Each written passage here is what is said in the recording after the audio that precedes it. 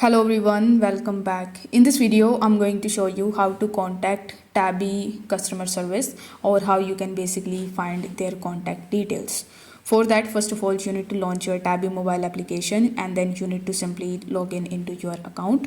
Afterwards, you need to tap on your profile icon in the bottom right hand corner of the screen, and over here you will be able to see the contact option or the help option. So once you tap on that option, you will be able to find a bunch of different articles. So it will by default give you a bunch of different articles that you can use in order to solve any of the problems that you are facing with Tabby. However, since if you want to contact with them, they are going to provide you an email address, so you can contact them on that email address. It will be in the bottom, so you can just simply contact them via that email address.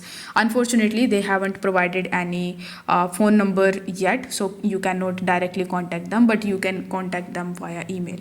If this quick video helped you out, don't forget to like the video and subscribe to the channel. Thank you so much for watching.